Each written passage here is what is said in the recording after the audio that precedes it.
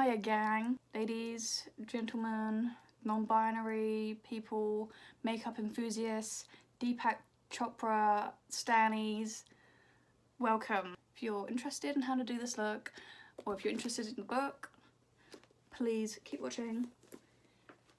And yeah, let's just get into it. Let's try a transition. Oh, I can't do that because I didn't do it anyway. Okay, never mind. Let's just go. This is not sponsored. Just to let you know, Deepak did not sponsor me to do this. I usually wing it anyway. Haha, wing. Just wing it. We're just, you know. I have my brushes cleaned. I cleaned them this morning, so we're all set to go. First thing you're gonna want to do is obviously beat the face. I've already done that. I've already got the contour. I've already got the brows. I'm gonna do the yellow and the orange first. Taking a fluffy brush. I forgot I was supposed to be talking about two things at once. Oh my god, how am I gonna do this? Didn't actually plan that well, but I planned a little bit, so I'll just give you a little bit of background on Deepak while I start with the first colour, which is gonna be putting this pastel yellow. Yeah, I'm gonna put it in this corner here, and we're just gonna go up. So Deepak is a alternative medicine advocate. And alternative medicine basically means medicine that sort of comes from within, treating the body with love, meditation, things like that, or the energy healing. You get energy healers who come in and, like, I don't know, they do something like this, like over your body. You can have locked energy in places where you've had trauma, can get stuck in your body as energy that hasn't moved, basically. So what they do is they come in and they remove it, or they move it. I don't think Deepak does that specifically, but what he does do is teach you about how to unlock your soul. And you're probably thinking, well, he's probably religious and all about God, and if you're an atheist, that's fine. But in fact, he is non-religious, which I just found out today. Miss Sun, she's always in my way. Queen, go away. Bringing this a bit more down. So I'm going to take this orange and just put that in this out corner. I'm going to blend it a little bit. When we're talking about the soul, meditation is really something that you want to think about. You can't really put like a description on the soul because it's not something that you can feel, but it doesn't necessarily mean that we don't all have one. When you start talking about different feelings and intentions in different ways, you can differentiate the soul from the ego. And Deepak does that very well. You can train your mind to become selfless and less selfish by meditating frequently, which is something that I've been doing recently. You start to uncover that that part of yourself, you know, the soul. We're all inherently kind. We're all inherently, like, from our nature, we all have love and we all want to give love, you know, but then we can get caught up in feeling defensive against that kind of behaviour because you don't want to get hurt like you have done in the past, which is where the ego kind of comes in to protect you. He talks about breakthroughs in the book. These different breakthroughs he talks about. You can change the way you think, you know, you realise that you have been thinking this closed way, this egocentric way, and then when you break through, you realise that you couldn't think and act through the soul, through the means of the soul.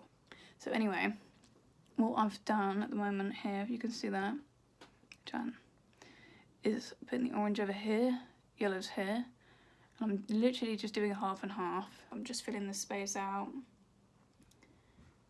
Now that I've got my base colour on, I'm going to move on to more intense colours. So I've got, in this palette here, the yellow, the orange and the red.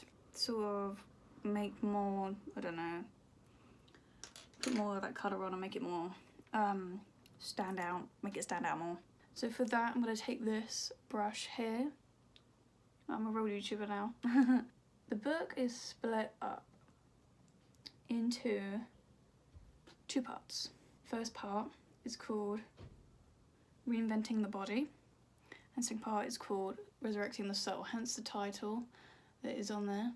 And the first part basically gears you up to understanding why it's so important that you take charge of the way that you think.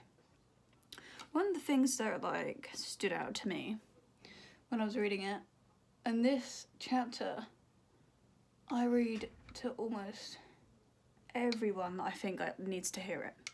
The brain is malleable. It's like plastic. And when you continuously do something for a long period of time, if you will, your brain changes. You know, it literally moves and forms new pathways. So I'm gonna take this orange now. We're moving on because I've just done this. Taking this orange and I'm gonna put it more within the middle here. Because the generation that we call boomers, you know, your dads, your mothers, your uncles, they didn't grow up with tech and they're not as used to it. Because they're older, their brains can't make the connection straight away to understand how to use it as well as we do. Because we already know, or we didn't know, but we do now know that technology is very addictive. Social media especially is very addictive. Our generations get stuck in these pathways of wanting to constantly use their social media and use their tech.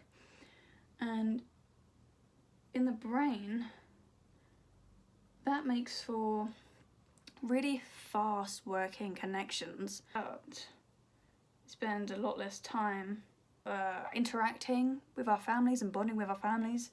We end up having a lack of social bonding skills, which is really interesting. And I've always said this, I've used this example many times, that when you go into the shop with your mum and she'll just randomly spark up a conversation with someone that she doesn't even know, you know, in the bread aisle, talking like, oh, you know, do you want these wraps or blah, blah, blah. Our generation are so much more likely to just, you know, don't interact kind of thing, like, you know, who the hell are you? And it's because we don't really have those skills, and we are also taught from quite a young age now that people are scary, you know, and that we shouldn't trust strangers, which is fair. Like, you wouldn't trust a stranger really, but talking to people is hard, you know. You find it a lot harder to make eye contact, and that is not just me, that's a lot of people that I've spoken to. Especially I've spoken to a lot of people who do find that they struggle to make eye contact, and they struggle to talk to people, just making conversations without knowing them and not being introduced to them. And so I made a decision to cut out social media for an extended period of time. It was about 6 months, and I noticed a significant difference. I mean, I really did. The way that I would approach people and be able to sit and have a conversation with people was so much different. I was a lot more able to sit down and just get on with my work, which was quite weird. We don't want to necessarily admit that there's a problem going on. And I would really recommend to anyone still, even though I'm back on social media, I have a lot more control over the way that I use it. And I think that to be able to get to that point, you have to sometimes make the decision to try coming off it, even if it's just for a month. It doesn't have to be 6 months. If you're even more bolder than I am, you could go for a year and see, just see for yourself what kind of effects that would have on you. Moving on, I have done this little shape here, and now I'm taking this red, and that is going to be the very end colour. Off with my rant of social media, because I am aware that I do seem like a hypocrite, and as much as I do sound like, get off your phone, it's important, and I do feel like someone needs to talk about it, especially if it comes from someone who's younger, like myself, and has had the worst of these effects, you know. So yeah, anyway, moving on. Improving genes.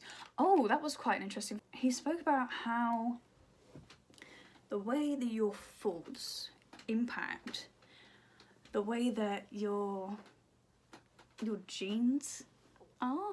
You can't change your genes, so you're not gonna like just be able to think, oh, I really want blue eyes, and then suddenly you've got blue eyes. No, it doesn't work like that. I just wanted to say and clarify that Deepak Chopra is a doctor. I don't remember exactly what kind of doctor he is, but he's a doctor.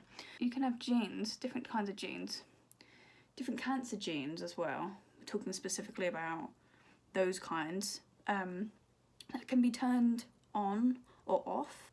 You smoke a lot, you're more likely to turn on that cancer gene, you know, say if you've got the lung cancer gene and you smoke, you're more likely to have that lung cancer gene turned on. There are certain instances where people have believed, they've been so engrossed in this truth that they aren't going to get something, or that they will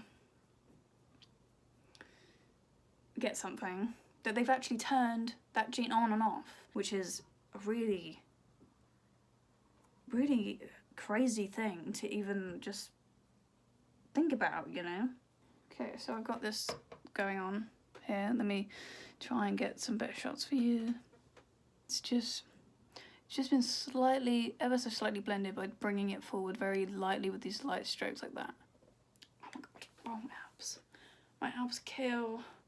There's a study in the book that he gives as an example for how your thoughts and your circumstances can affect the way that your body changes. I think they were Danish or Swedish men, something like that. They were split into two. There was a group of men, two groups of men. And one group was hounded by doctors about their health, and then the other group were just sort of loosely monitored by doctors about how well their health is doing. When you're constantly being nagged and, you know, hounded like this and made to worry about your circumstances in your body, the thoughts and stresses and anxieties of that end up taking a toll on your health. Just kind of doing these things loosely and having fun with it, and, you know, not putting so much stress on yourself, the less likely you are to suffer from these kinds of things.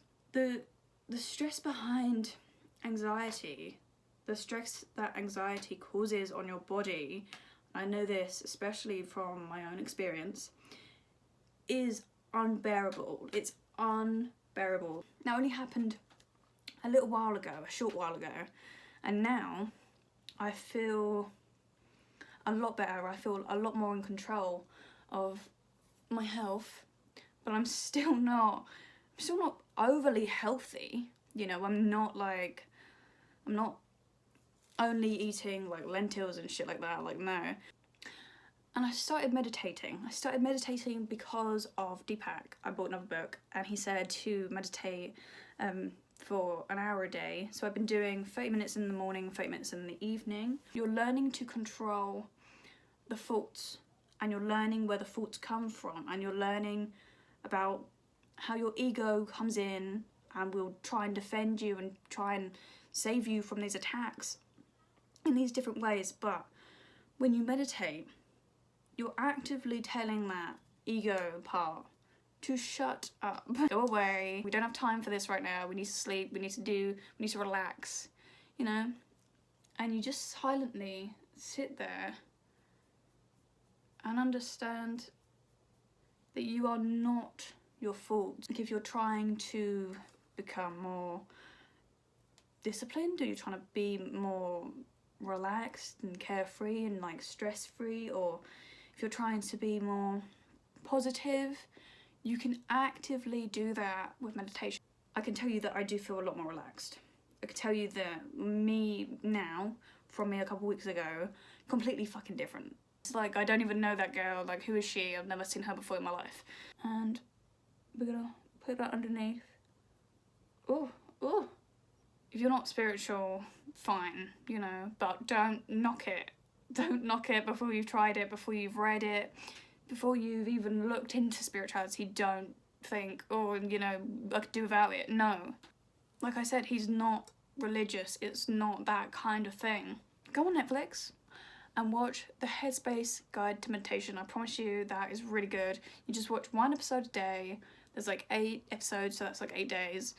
And that will teach you how to meditate. And then you can start on your own little journey. So far, how do we look? And I'm just coming out just under the corner of my eye, the outer corner of my eye. I'm going to bring this colour.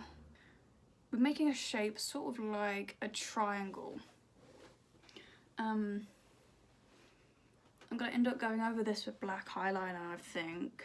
I don't have any lashes, unfortunately.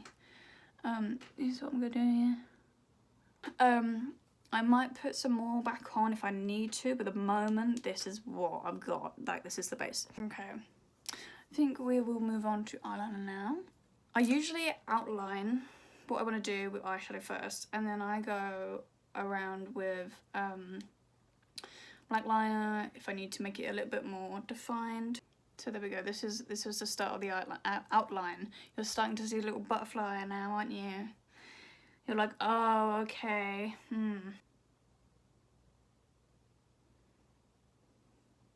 We're making these little, I don't know what you would call them, the little veins in the wing.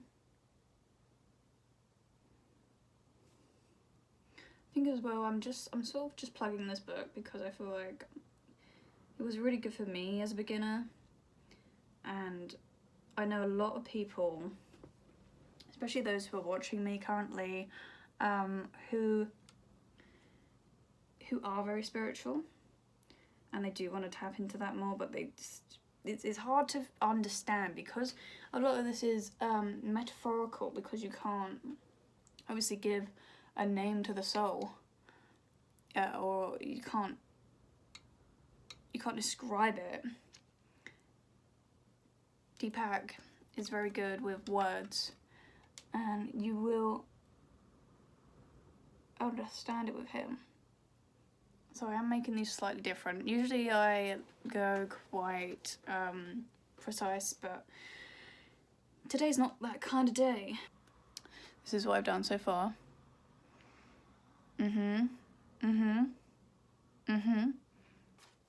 Obviously I haven't done this before. I haven't done a lot of things before, but it doesn't stop me. I'm gonna do this black liner quickly. Oh, fuck. Really, like, Emily, you just messed it all up. No, I didn't. Well, I did, but it's okay. There's a cat screaming outside, please. You can always just go with the flow, you know? Like, you can make that a little circle. That'd be quite cute. It doesn't matter.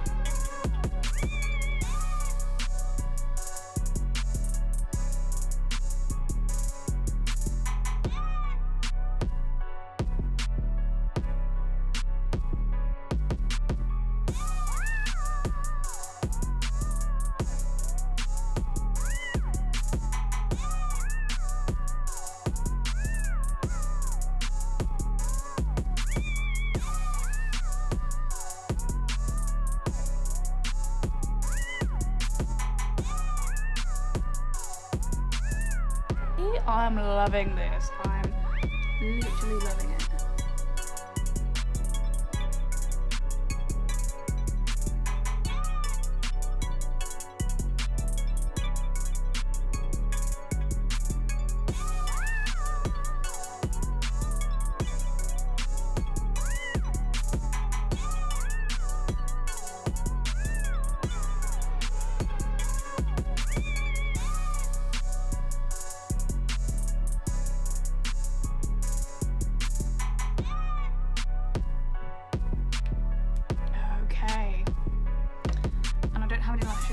So I'm just gonna put on some mascara and then I'm literally done.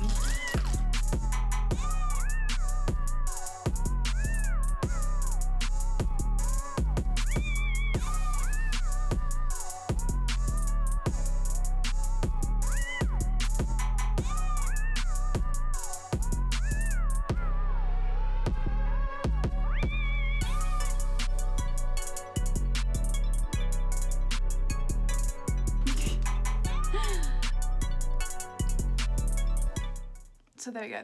This is the finished look. Finished eyeshadow.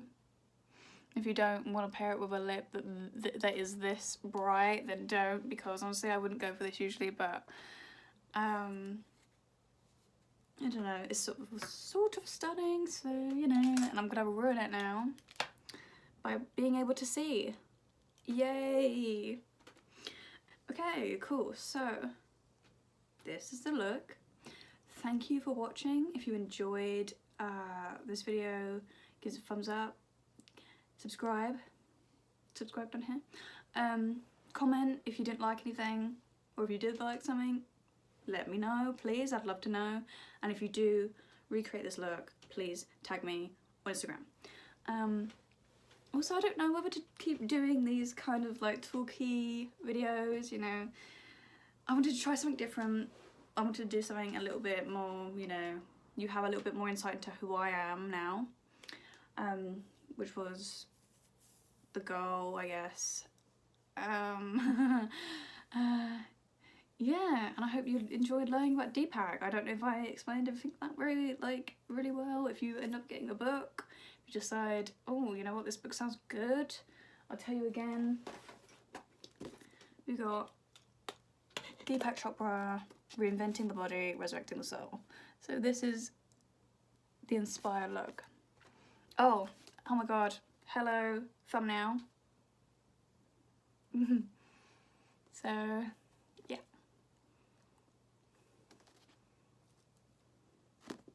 Cool.